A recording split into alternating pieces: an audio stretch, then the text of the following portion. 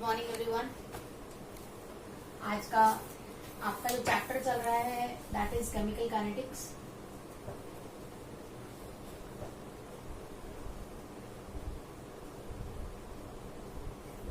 Chemical kinetics के अंदर आप लोग अच्छे से कंप्लीट कर चुके हैं सारा कि जीरो ऑर्डर रिएक्शंस तक मैंने आपको कल कराया था कि जीरो ऑर्डर जो रिएक्शन होता है उसका इंटीग्रेटेड रेट लॉ क्या आएगा, उसका हाफ ऑर्डर क्या होगा, उसका कंप्लीटेशन टाइम क्या होगा और हाफ ऑर्डर और कंप्लीटेशन टाइम के अंदर रिलेशन क्या होगा। ठीक है, इसके ऊपर बहुत सारे क्वेश्चंस आई होप आप लोगों ने ट्राई किए होंगे। ठीक है, हम आगे चलते हैं। Next is your integrated rate law for first order reaction.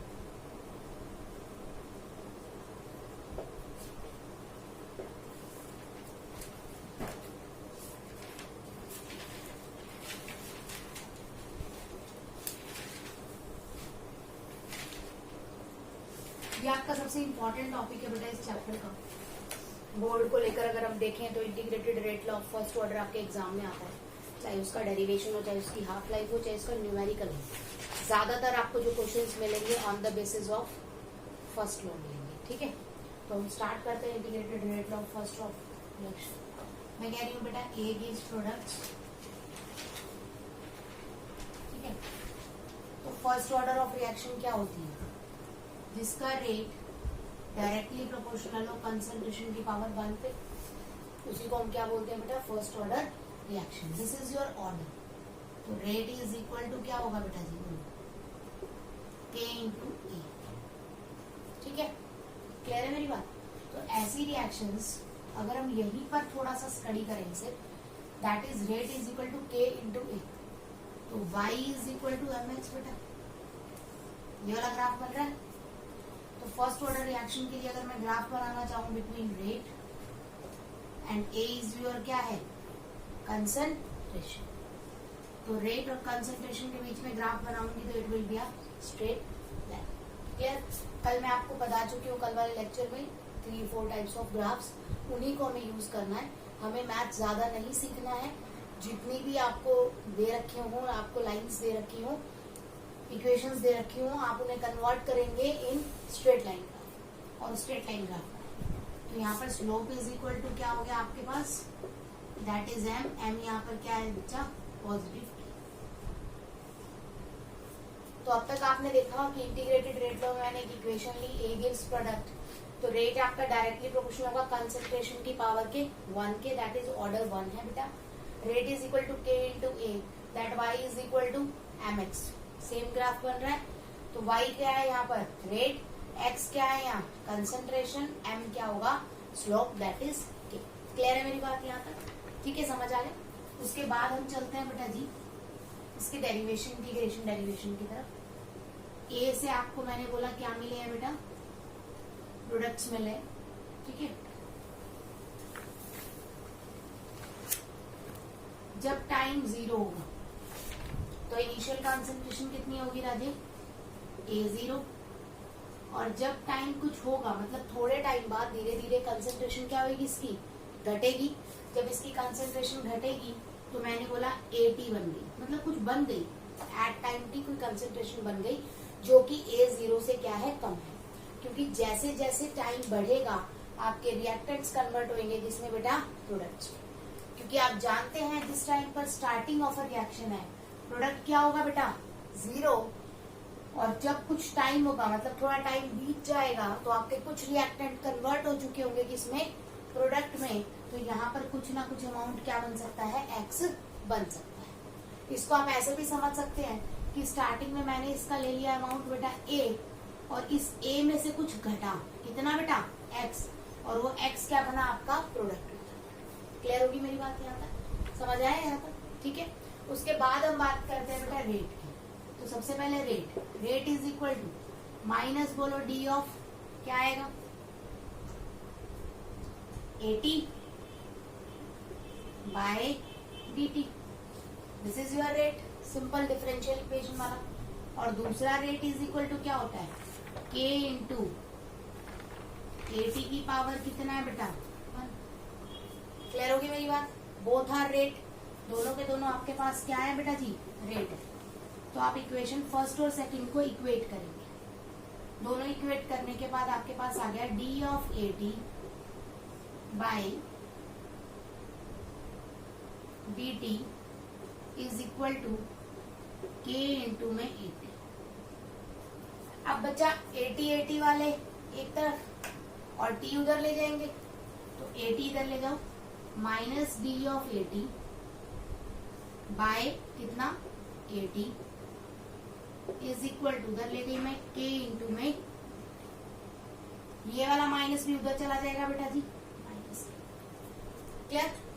यहां पर करेंगे integration both side.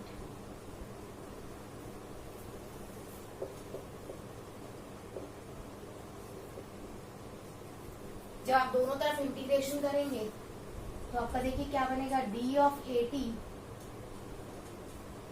Bye D T integrate is equal to integration of minus K of T. Clear? मैंने कल आपको एक इंटीग्रेशन बताया था बेटा, डी ऑफ एक्स का कितना होता है, एक्स।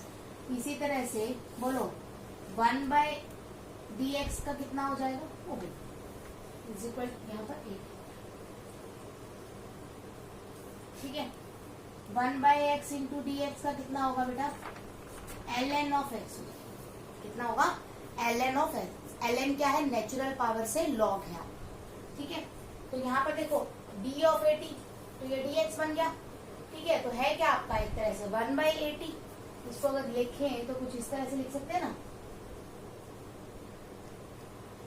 इंटू में D of A T is equal to integration of minus K into में।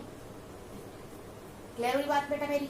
तो 1 बाय एक्स का इंटीग्रेशन क्या होता है, एल एन ऑफ एक्स। तो यहां से आ गया L N of A T is equal to minus K constant बेटा, डी टी का कितना होगा टी, प्लस में integrating constant that is I, या फिर कांस्टेंट सी आप यूज कर सकते हैं, ठीक है। अब मैंने आपको कल ही बताया था आई की वैल्यू निकालेंगे एट इनिशियल कंडीशंस। तो at T is equal to 0, जब टाइम 0 होगा ए टी की वैल्यू कितनी हो जाएगी बेटा, ए 0। तो A T is equal to A 0 put कर दीजिए, कितना होगा, L N of A 0 is equal to minus K into 0 plus में L N of A 0 is equal to कितना आ गया बेटा, आई। इस आई की वैल्यू इस इक्वेशन में दोबारा से वापस बैक पुट करेंगे। जब ये वैल्यू दोबारा पुट करेंगे तो आपका बनेगा L N of A T is equal to minus K T plus L N of A. Clear है बेटा? जरा ध्यान दीजिए, y is equal to minus M X plus C. Simple equation बन रही है, y is equal to M X plus C वाली। अब y is equal to M X plus C होता तो हमारा ग्राफ कुछ ये होता। अब माइनस सी है, माइनस के है, तो हमारा ग्राफ थोड़ा सा अलग होगा, that is L N of A T और किसके बीच में है वेरिएबल, दैट इज डाउन रहेगा, यहां से यहां तक स्लोप सी। सी की वैल्यू क्या है बेटा, L N of A 0, L N of A 0, ठीक है। स्लोप की वैल्यू क्या आएगी, यहाँ एम को क्या कंपेयर करो, कितना आएगा, minus of A. This is about your integrated first order reaction. अभी इसको आगे देखते हैं। यहां तक क्लियर हो गया सबको?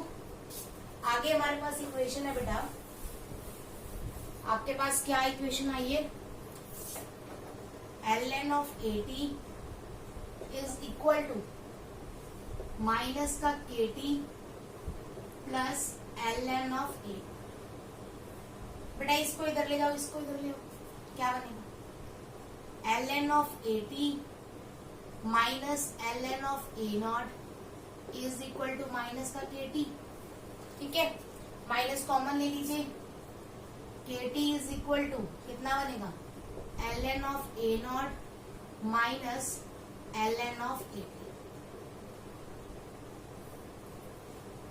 Next K is equal to, या इसको अभी अगर ऐसे ही रखें, के टी इज इक्वल टू क्या बनेगा, ln of a minus B, ln of a minus B, ln of a minus ln of b हमेशा होता है ln of a by b। तो ln of a not by b that is कितना है बेटा 80। Clear है? ठीक है। दिस इज ऑल्सो अगर हम देखें तो y is equal to mx, इससे कंपेयर आसानी से किया जा सकता है इसे दोबारा से। ठीक है, कंपेयर करेंगे तो you will get another graph. y की जगह आप लिखेंगे ln of a not by a t। y में इधर कितना है बेटा t। y is equal to mx, straight line graph आएगा और स्लोप यहाँ पर क्या बनेगा बेटा अगेन k। यहां तक क्लियर है सबको? ठीक है। Now we convert the ln into logarithm value. ln को नेचुरल लॉग में हम कन्वर्ट करेंगे बेस टू द पावर 10 में। तो इक्वेशन आपके पास यहीं से उठाएंगे। This is your equation. बेटा ln को याद रखिए, ln को जब भी आप लॉग में कन्वर्ट करते हैं, ठीक है, तो वो वैल्यू हमेशा 2.303 इंटू लॉग जाती है। अगर ln ऑफ, यहाँ आप लिख सकते हैं ln ऑफ x is equal to 2.30 into log of x। Clear है? तो ln of 80 is equal to लिख दो बेटा 2.303 into log of 80 is equal to same minus kt plus ln को फिर चेंज करेंगे लॉग में, तो 2.303 इंटू लॉग ऑफ a। कोई डाउट यहाँ तक? 2.303 ये सारा का सारा सिस्टम इधर ले आओ। तो 2.303 इंटू लॉग ऑफ, मैं डायरेक्ट कर रही हूँ बेटा a not minus 2.303 log of 80 is equal to 80। मैं ये वाला सिस्टम इधर लेके आई हूँ और माइनस कॉमन लिया है। क्लियर है? 2.303 इज कॉमन, कॉमन आ रहा है बेटा, ले लीजिए।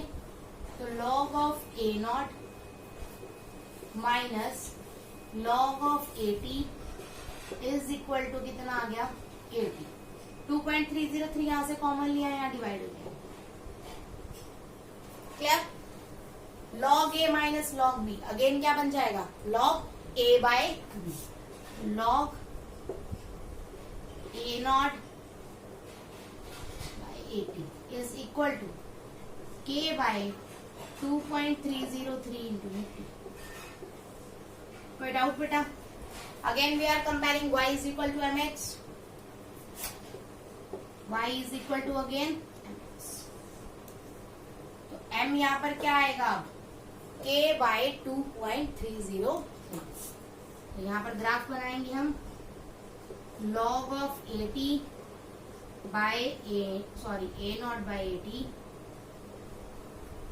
इज इक्वल टू, इधर कितना है बेटा time t, straight line graph है, इसमें स्लोप की वैल्यू कितनी आएगी k बाय 2.30।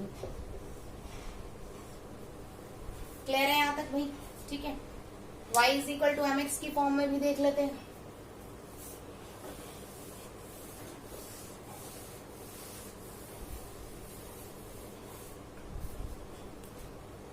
हाँ जी, आपके पास इक्वेशन इस वाली को लेंगे आप, दिस इक्वेशन क्या आ जाएगा log of 80 is equal to minus K by 2.303 into T plus log of a।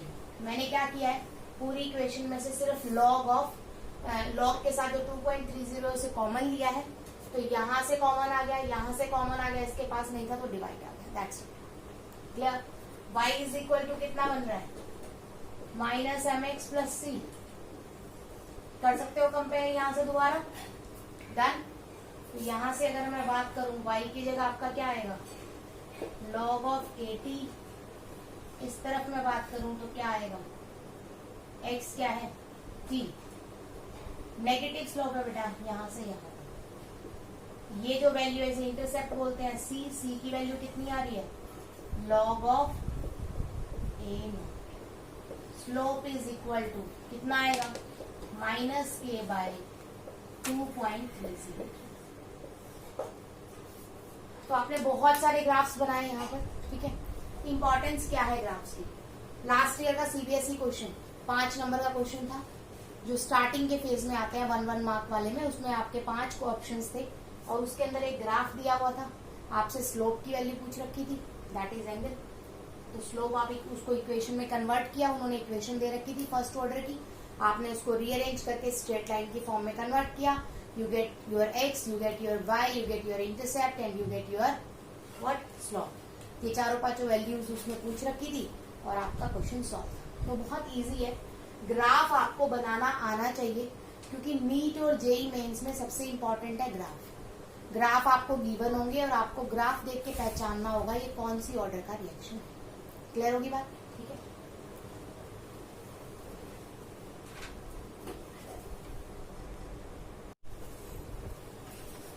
आगे हम देखते हैं बेटा जीरो ऑर्डर इंटीग्रेटेड की हाफ लाइफ कितनी है, ठीक है। तो half life of A reaction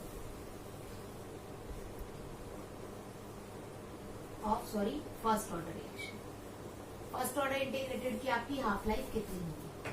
तो कैलकुलेट करेंगे, जरा ध्यान से देखिए। आपके पास क्या आया हुआ है बेटा? लॉग ऑफ, बोलिए कितना आया है? A0 upon AT is equal to K by में 2.303 into T। This is all about your equation. आप इसे माइनस फॉर्म में भी लिख सकते हैं, किसी भी फॉर्म में लिख सकते हैं, मैंने लास्ट इक्वेशन पिक की है, ठीक है। y is equal to mx की फॉर्म बन रही है, easily graph you can prepare. हो सकता है ग्राफ यहाँ से, this is your y, this is your x, slope क्या होगा? k बाई 2.303 और स्ट्रेट लाइन ग्राफ आएगा y is equal to mx का, ठीक है। तो at t is equal to t half बेटा, अगर बाय चांस आधा टाइम हुआ है तो कंसंट्रेशन भी कितनी हो चुकी होगी? आधी। इनिशियल कंसंट्रेशन कितनी है बेटा? A0, तो फाइनल कितनी हो जाएगी? AT is equal to A0 by 2। आधे टाइम में आपकी आधी कंसंट्रेशन क्या हो चुकी होगी? फिनिश हो चुकी होगी। Is that clear? Half time का मतलब क्या होता है? हाफ टाइम का मतलब होता है वो टाइम जिसमें मेरी कंसंट्रेशन आधी हो जाए। मतलब मैंने 100 ग्राम लिया है कोई भी सब्सटेंस, मैंने 100 ग्राम लिया है बेटा, तो 100 ग्राम से कितने ग्राम बन गया? वो 50। 50 से फिर कितना बने? 50 का आधा कितना होता है? 25। 25 से फिर आधा कितना होगा? 12.5। बात समझ आई? तो इसमें अगर 10 मिनट लग रहे हैं तो इसमें भी 10 लगेंगे, इसमें भी 10 लगेंगे। This is my half time. Half time का मतलब when the concentration become half of the finals, ठीक है। स्टार्टिंग में जो आपने ली है उसकी आधी हो जाए, जितने टाइम में आधी होगी उसे हम बोलेंगे टी हाफ। क्या बोलेंगे? टी हाफ या फिर हाफ लाइफ। क्लियर होगी बात मेरी? ठीक है। तो हाफ लाइफ में सिंपल है बेटा कि टाइम को टी हाफ लिख सकते हैं, है ना। और कंसंट्रेशन मेरी फाइनल वाली कितनी हो जाएगी? मतलब आधी होगी। शुरुआत की कितनी हो जाएगी? आधी हो जाएगी। तो यहाँ ये दोनों वैल्यूज पुट करेंगे, log of A0 upon A0 by 2 is equal to K by 2.303 into में टी। क्लियर बेटा? ठीक है। ये ऊपर चला जाएगा, A0 से A0 cancel, log of 2 is equal to K by 2.303 into में टी। सारा ले जाओ बेटा, ये log ऑफ 2 इंटू में 2.303 divided by K is equal to कितना हो गया बेटा? T half. log ऑफ 2 की वैल्यू होती है 0.301 इंटू कितना होगा? 2.303 डिवाइडेड बाय में K इज इक्वल टू कितना होगा बेटा? T half. क्लियर है यहाँ तक? कोई डाउट तो नहीं इसमें? समझ आ गया? ठीक है। जब आप इसे सॉल्व करेंगे you will get the answer that is T half is equal to 0.693 by K। यहां तक कोई डाउट बेटा जी किसी को? क्या कहीं इनिशियल कंसंट्रेशन नजर आ रही है टी हाफ में? नहीं आ रही है। That means T half of my first order reaction is independent of the किसके? कंसंट्रेशन। दैट इज मैं कह सकती हूँ कि T half is directly proportional to initial concentration to the power 0। मतलब मेरी हाफ लाइफ मेरी इनिशियल कंसंट्रेशन पर डिपेंड नहीं करती।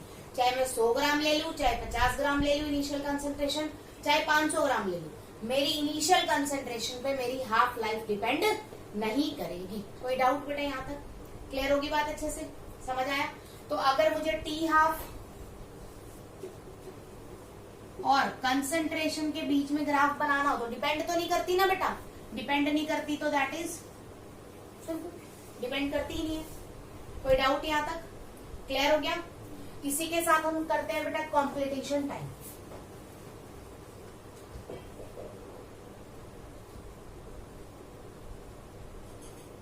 कंप्लीटेशन टाइम की अगर मैं बात करूं बेटा, मतलब कितनी देर में ये रिएक्शन क्या होगी, कंप्लीट होगी, उसके बारे में हम डिस्कस करेंगे इन कंप्लीटेशन टाइम में। तो सिंपल सी बात है कि इनिशियल जो फाइनल कंसंट्रेशन है वो कितनी हो जाएगी बेटा? 0, कुछ नहीं बचेगा। कंप्लीटेशन का मतलब है जब रिएक्शन पूरी तरह से क्या हो गई है, कंप्लीट हो गई।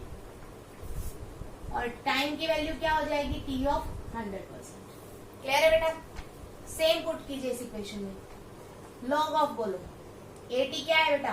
0, तो log of A not upon में कितना है बेटा? 0 इज इक्वल टू के बाय 2.303 इंटू में टी ऑफ 100%। क्लियर? क्या वैल्यू एग्जिस्ट करती है ये? नहीं। इसका मतलब T100 मेरा यहाँ पर क्या होता है? इमेजिनरी। क्यों? क्योंकि इन्फिनिटी आएगी बेटा वैल्यू। किसी भी चीज को 0 से डिवाइड करो तो वैल्यू क्या आती है? इन्फिनिटी। इसका मतलब थ्योरेटिकल कंसेप्ट में देखा जाए तो फर्स्ट ऑर्डर की रिएक्शन लाइफ में कभी भी कंप्लीट नहीं होती, मतलब उसको इन्फिनिटी टाइम्स चलना पड़ेगा। कैसे? देखो आप आसानी से बता सकते हैं। A0 लिया बेटा, हाफ टाइम में कितना हो जाएगा? A0/2 और हाफ में कितना हो जाएगा? A0/4 और हाफ में कितना हो जाएगा? बोलो 1/2 और 8 और हाफ में A0/16 और हाफ में A0/32 और हाफ में A0/64। तो क्या कभी 0 होएगा ये? ऑब्वियसली बात है, नहीं होने का। ठीक है, एक वैल्यू रहेगी, वो नेग्लेजिबल रहेगी, बहुत छोटी रहेगी, लेकिन इट कैन नॉट बी 0। ये 0 नहीं हो सकता। बात समझ आ गई बेटा जी? क्लियर हुआ है? क्योंकि टी हाफ की वैल्यू हमारी डायरेक्ट डिपेंड ही नहीं करती कंसंट्रेशन पे। बात समझ आई? क्लियर? तो इमेजिनेशन के थ्रू, मतलब अगर आपसे कोई पूछे कि कंप्लीटेशन टाइम आपकी फर्स्ट ऑर्डर रिएक्शन कितने टाइम में कंप्लीट होगी, तो you will said it is imaginary. That is first order reaction infinity times में कंप्लीट होगी, इन्फिनिटी टी हाफ उसमें चलेगी। क्लियर होगी बात मेरी? मतलब फर्स्ट ऑर्डर रिएक्शन कभी भी पूरी नहीं हो सकती। क्लियर है?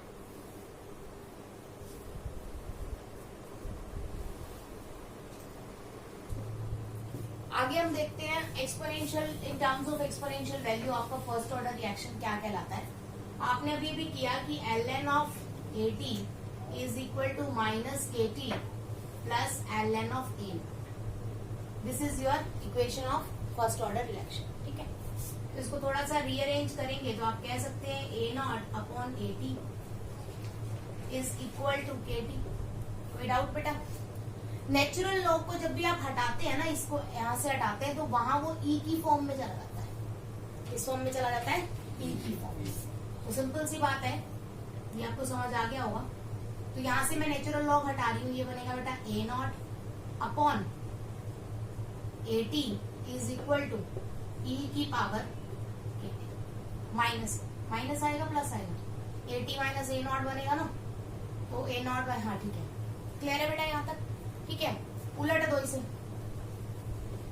AT upon A0 is equal to क्या बनेगा? 1 बाई ई की पावर ऑफ KT। क्लियर? इसको ऊपर लेके जाओगे तो आपके पास आ जाएगा AT by A0 is equal to E की पावर माइनस ऑफ KT। ठीक है बेटा जी? यहां से मैंने ये किया है to calculate the value of AT। E की पावर माइनस KT मल्टीप्लाई कितना आएगा बेटा? What is it? 10 मिनट बाद, 15 मिनट बाद आपसे पूछे कि कितनी कंसंट्रेशन बची हुई है, कैसे निकालोगे? ऐसे AT की value concentration left after time T। जितना भी टाइम आपको दे रखा है 15 सेकंड 20 सेकंड, ये कंपटीशन में आता है बेटा, 15 से 20 सेकंड 50 सेकंड 15 मिनट 1 घंटा, जो टाइम आपको दे रखा है उस टाइम पर कितनी कंसंट्रेशन बची है, अमाउंट लेफ्ट है ये एट टाइम टी, मतलब 15 सेकंड के बाद कितना अमाउंट बचा। जैसे 100 ग्राम लिया था, रिएक्शन कंप्लीट होने वाली है और मैं कह रही हूँ 25 सेकंड में रिएक्शन कंप्लीट होती है, तो मैं आपसे ये पूछूं कि 22 सेकंड पे आफ्टर 22 सेकंड्स कितना अमाउंट बचा है, तो यहाँ पर टाइम की वैल्यू 22 रख के A0 AT की वैल्यू मतलब रख के आप AT की वैल्यू को क्या कर सकते हो, कैलकुलेट कर सकते हो। क्लियर होगी बात मेरी, ठीक है। Exponent y equal to mx बन रहा है ना, y इक्वल टू mx बन रहा है, सबको आसानी से दिख रहा है। y ये क्या है, x ये क्या है, स्लोप, ठीक है। और एक्सपोनेंशियल जो ग्राफ होते हैं वो हमेशा ही किस फॉर्म में चलते हैं बेटा जी, बोलो। ए यहाँ पर ये इतनी वैल्यू थी, इस तरह से चलते हैं। दिस इज फॉर रिएक्टेंट क्योंकि कंसंट्रेशन घट रही है, और प्रोडक्ट के लिए यही ग्राफ क्या होगा बेटा, मतलब सीधी स्ट्रेट लाइन ना जाके क्या रहेगी, कर्व रहेगी। These are the exponential graph. Clear होगी मेरी बात, ठीक है। किस किस के बीच में है बेटा, कंसंट्रेशन है, टाइम, एटी क्या है, कंसंट्रेशन, ई और के तो कांस्टेंट है, तो वेरिएबल क्या होगा दूसरा, टाइम। तो graph will be between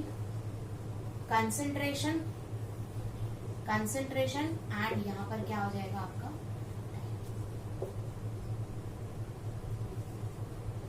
this is for reactant बेटा, दिस इज फॉर, क्योंकि रिएक्टेंट की कंसंट्रेशन घटती है, प्रोडक्ट की बढ़ती है, तो दोनों का एक्सपोनेंशियल ग्राफ। तो एक्सपोनेंशियल ग्राफ जीरो ऑर्डर और फर्स्ट ऑर्डर में से किसका आएगा, जीरो ऑर्डर का आएगा, या फर्स्ट का, फर्स्ट का। जीरो ऑर्डर में ई की यूज नहीं हुआ था, ln था ही नहीं उसमें, तो जीरो ऑर्डर के ग्राफ आपके क्या होते हैं, स्ट्रेट लाइन ग्राफ्स होते हैं, जबकि एक्सपोनेंशियल ग्राफ आपके कौन से ऑर्डर में आते हैं बेटा, फर्स्ट ऑर्डर में आते हैं। तो ग्राफ अगर मैं 3-4 बनाऊं और आपसे पूछूं which one is your first order graph, तो आप टिक कर दोगे, जिसकी कर्व ऐसे टेढ़ी जा रही हो, पैराबोला सा बन रहा हो। क्लियर हुई बात मेरी बात, कोई डाउट तो नहीं आता, समझ आया अच्छे से, ठीक है। उसके बाद है बेटा डिसोशिएटेड वैल्यू।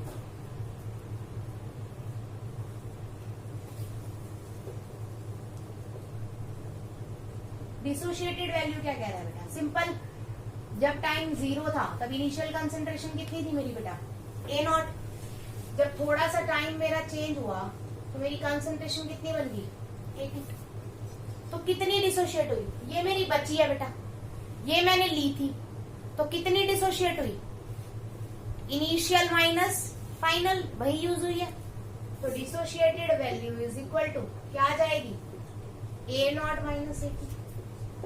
कोई डाउट बेटा, 80 की वैल्यू आपके पास है, यू विल पुट, ये वाली वैल्यू यहाँ पुट कर देंगे, क्या आ जाएगा, A0 माइनस, बोलो A0 इंटू ई की पावर माइनस KT बेटा।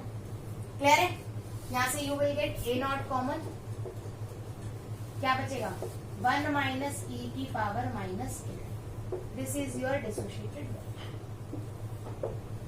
क्लियर है मेरी बात, कोई डाउट बचा।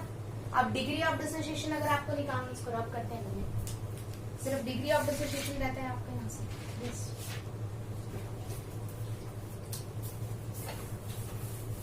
डिग्री ऑफ डिसोसिएशन का मतलब है कितना टूटा, जैसे आप परसेंटेज निकालते हैं, है ना, तो डिग्री ऑफ डिसोसिएशन, जैसे आप परसेंटेज निकालते हैं ना, तो परसेंटेज आप कैसे निकालते हैं, आपके मार्क्स कितने आए, इसका मतलब डिसोशिएटेड वैल्यू कितनी है, तो क्या आएगा, डिसोशिएटेड वैल्यू बाय में आपके मार्क्स, बाय में क्या होता है बेटा, बोलो, टोटल मार्क्स, तो टोटल अमाउंट। डिसोशिएटेड वैल्यू कितनी है बेटा, A0 इंटू 1 माइनस ई की पावर माइनस KT। क्लियर बेटा, डिवाइडेड बाय में इनिशियल में कितना अमाउंट था, सेम A0 से A0 कैंसिल, तो alpha that is degree of dissociation 1 minus E की पावर KT। जेई मेंस में 2-3 सालों से कंटिन्यू क्वेश्चन आ रहा है आपका डिसोशिएटेड डिग्री पे। क्लियर हुई बात, तो आप अल्फा की वैल्यू यहाँ से कैलकुलेट करेंगे इन टर्म्स ऑफ एक्सपोनेंशियल्स, आपको वैल्यू गिवन होगी, you will do that. Clear होगी बात मेरी, सारी वैल्यूज आपको गिवन होगी, आपको सिर्फ फॉर्मूलेस पता होने चाहिए। ये फॉर्मूलेस आपके एनसीईआरटी के सिलेबस में नहीं है, दैट्स व्हाई बच्चों से क्वेश्चन सॉल्व नहीं होता है। बहुत इजी चैप्टर है, डायरेक्ट फॉर्मूलेस अप्लाई करने हैं, आप 3 से 4 बार जब डेरिवेशन को करोगे तो ऑटोमेटिकली फॉर्मूला क्या होगा आपको याद हो जाएगा अच्छे से। बात समझ आई? तो आपको फॉर्मूलेस पे फोकस करना है, जो मैं फॉर्मूले सारे करा रही हूँ। आपके क्वेश्चंस ऑटोमेटिकली सॉल्व होते चले जाएंगे, ठीक है। ऑरली क्वेश्चंस करने की प्रैक्टिस होनी चाहिए। केमिकल काइनेटिक्स के अंदर you have to save time, ठीक है। तो this is all about your first order बेटा। ये आज आपका फर्स्ट ऑर्डर कंप्लीट हो गया है। अगर फर्स्ट ऑर्डर की यूनिट देखें हम के की, लास्ट टॉपिक यूनिट ऑफ के, आपको रेट इज इक्वल टू क्या लिखा है बेटा मैंने, के इंटू इनिशियल कंसंट्रेशन की पावर 1 बेटा। ये फर्स्ट ऑर्डर के लिए 1 होती है। रेट इज इक्वल टू क्या होता है, कंसंट्रेशन बाय में बोलो टाइम, के इंटू कंसंट्रेशन की 1, कंसंट्रेशन से कंसंट्रेशन कैंसिल, के की वैल्यू कितनी आ गई भाई 1 by time, that is K is equal to second inverse, minute inverse, hour inverse, कुछ भी कह सकते हैं। तो अगर मैं आपको यूनिट बोल दूं कि मेरी कोई भी एक ऑर्डर ऑफ रिएक्शन है जिसका यूनिट के का यूनिट क्या है, सेकेंड इनवर्स है या आर इनवर्स है, तो आप यूनिट देख के भी पता लगा सकते हैं कि वो कौन सी रिएक्शन है, आपकी फर्स्ट ऑर्डर रिएक्शन है। कि फर्स्ट ऑर्डर का जो के है वो सिर्फ किस पे डिपेंड करता है, टाइम पे, क्योंकि टी हाफ बी टी किस पे डिपेंड करता है, सिर्फ टाइम पे, इनिशियल कंसंट्रेशन पे डिपेंड नहीं करता। क्लियर होगी मेरी बात? 2-4 बातें आपको अच्छे से याद रखनी है कि T half does not depend on initial concentration बेटा, independent of the concentration. Second, completion time for your first order reaction is always infinity. Infinity होता है, दैट मीन्स इमेजिनरी होता है, मतलब आपका एक तरह से रिएक्शन कभी भी कंप्लीट नहीं होगा। बात समझ आई? ठीक है। उसके अलावा आपको डिसोसिएशन वैल्यू याद रखनी है, that is A naught into 1 minus E की power minus of K T. Alpha याद रखना है, दैट इज 1 माइनस ई की पावर माइनस के टी। ठीक है। ये 5-6 फॉर्मूलेज हैं जो आपको अच्छे से लर्न करने हैं और अच्छे से इनका डेरिवेशन करना है। फर्स्ट ऑर्डर पे ही, रिएक्शन पे ही आपका क्वेश्चन आता है बोर्ड में 100%, 70 to 80 टाइम्स। मतलब ये लगा लो एवरेज अगर हम देखें तो 80 to 85% एवरेज फर्स्ट ऑर्डर से क्वेश्चन निकलता है। तो you have to focus on your first order reactions और आप इसके क्वेश्चंस प्रैक्टिस करेंगे। अगर कोई भी क्वेश्चन नहीं आता है तो आप मुझसे पूछिए, ठीक है।